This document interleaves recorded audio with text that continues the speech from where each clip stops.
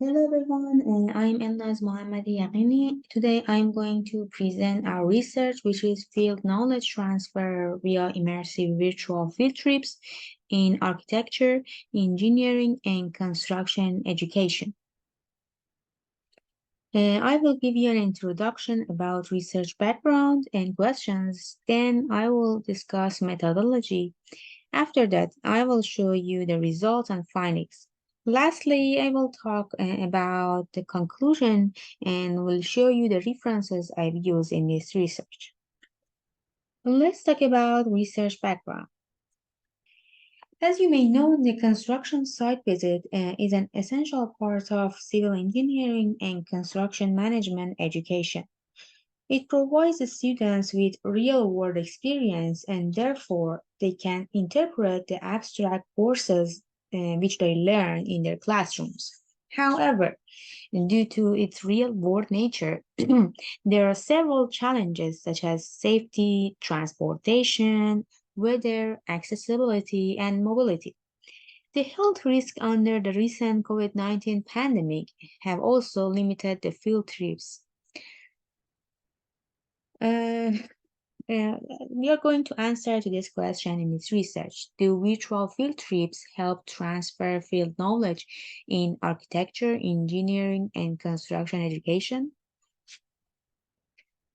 More than 54 papers have been reviewed from 1998 to 2020. As you can see in this chart, there is an increasing trend in publishing VFT papers. According to the literature review, there were various VFT applications. Construction management has the most significant proportion of the applying VFT among the other fields. Most of them were focused on construction safety in progress. However, there were some developed VFTs to provide the civil engineering students with their abstract courses. In the early searches, researchers were using 2D images and videos. From 2004, they started to use 3D models along with the other assets. In the recent years, they started to use capture reality media such as 360-degree images and videos along with 3D and 2D and also text and audios as shown in the bottom pie. As you can see in the platform pie, web-based and Unity are the most used VR platforms. And to assess the prototype effectiveness, various types of assessments were applied, such as quizzes, feedback, interviews. Let's discuss the methodology. This chart shows the design implementation stages, which starts by VR platform selection, continues by data collection, then a prototype will be designed, and finally learning assessments will be conducted. We were looking for the cloud-based and open VR platform that can support multimedia with project design and management tools. After reviewing available platforms, we chose HoloBuilder. This VR platform can be accessed on any device. It's free and has several action objects. A recently completed university research lab building was selected as a site for our first VFT prototype. The team obtained a full set of 2D plans and specifications, a Revit 3D model, and also a building maintenance manual from the university. In addition, the team arranged multiple guided tours to document the building with 360-degree images using an Insta360 1X camera. The figure here provides a sample view of the first VFT prototype. A floor plan is displayed on the top left corner with small circles called waypoints. Each of these waypoints is linked to a 360-degree image in the VFT. When a user is viewing a scene, the corresponding waypoints will be highlighted on the floor map, indicating where is the user located. Uh, the second VFT prototype and the case study used in this research is the expansion phase of the healthcare building in the local job site. The Project Revit 3D model and drawings were provided by the construction company, and the documentation started from July 2020 and ended in the late November in the same year. Different stages of construction activities were documented using different cameras. As you can see here, different kinds of cameras such as GoPro on top left and also Insta1X on the bottom right were used to capture 360-degree image on the top center, and also on the bottom you can see different screenshots shots of GoPro video captures. To create this 360-degree simulated model, the 3D model of case study was exported from Revit to Navisworks. Then 15 locations were selected in the floor plan for navigation route. These 15 locations were found in Navisworks model and exported to the VR platform.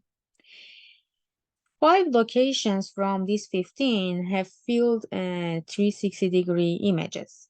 Therefore, these images were uploaded into VR platforms and multiple action objects have been applied on them that I will discuss in the next slide. The image on the top indicates the nurse station viewpoints in Navisworks, and the bottom right image shows the same view in VR platform with action objects. By clicking on the blue arrow, users can walk to the building model. The bottom center image indicates the field image on the same location in the VR platform. Now I want to show you the short video of the design VFT prototype. This is the first scene that the students see that. They will hear the automated audio here and that give them the information about the tour. By clicking on the orange icon, and they will first see the EDOR building location by Google Earth, and then the animation of the exterior side of the building. And the floor plan of the building is on the left side.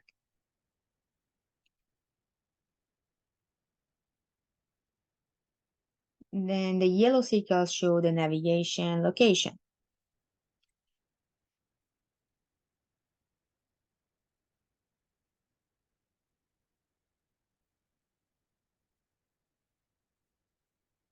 Here is the time travel drop down so they can go to different stages of the construction activities.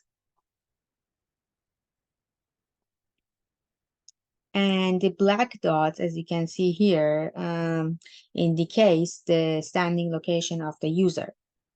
And by choosing the date in this drop-down list, they can go to different dates and different construction activities.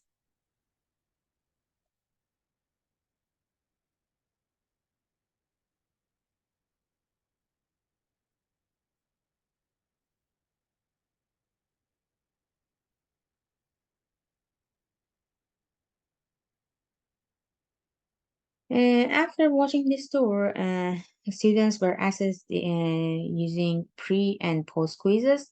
These assessments were conducted on Canvas on April 1st, 2021. Construction knowledge questions such as slump test, concrete sampling, and other questions were asked in pre and post quiz. Plus, in post quiz, they were asked user experience questions. The questions that were asked in pre and post quizzes were mostly knowledge gain questions, such as what's the purpose of concrete slump tests. However, post quiz have user experience questions such as what were the top 3 things you learned from the store. Let's discuss the results and findings. This chart shows the time spent by the different classes to navigate this design virtual field trip. By preliminary observation, it can be said that senior students took less time on tour navigation, and it might be associated with their senior levels. And in less than 35 minutes, all the students visited the three stages of the construction activities that took 5 months. The case study area that students had to navigate in this prototype was about 40,000 square foot. Therefore, the real field trip in the 40,000 square foot area will take more, and students can visit only one construction activity in only one trip.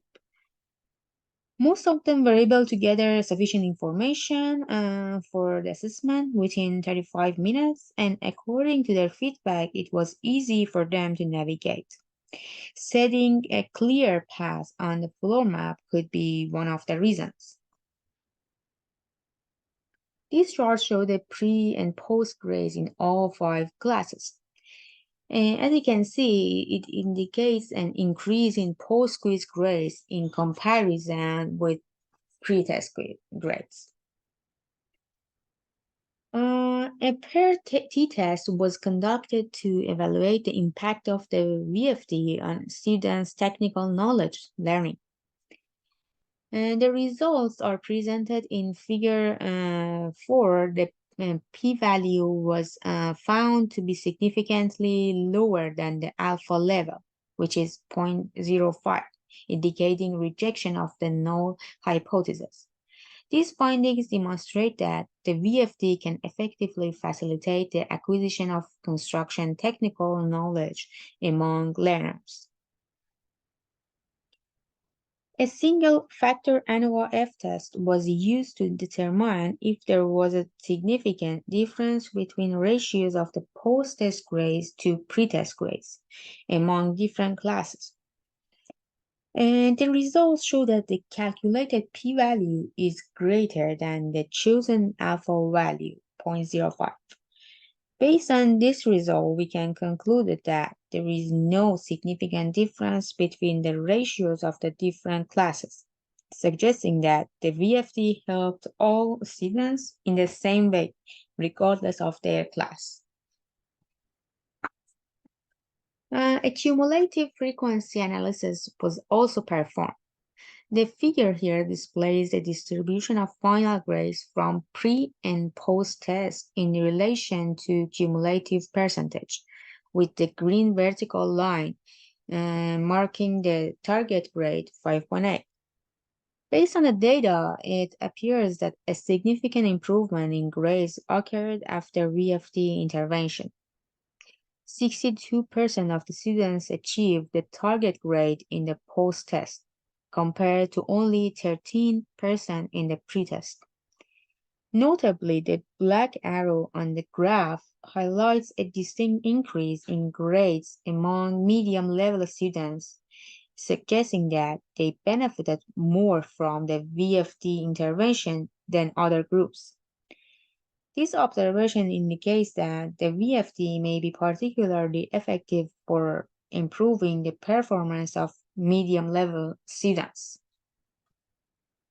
In conclusion, 99 students from civil engineering and construction management majors navigate the design VFT, and then they were assessed to see the construction knowledge transfer.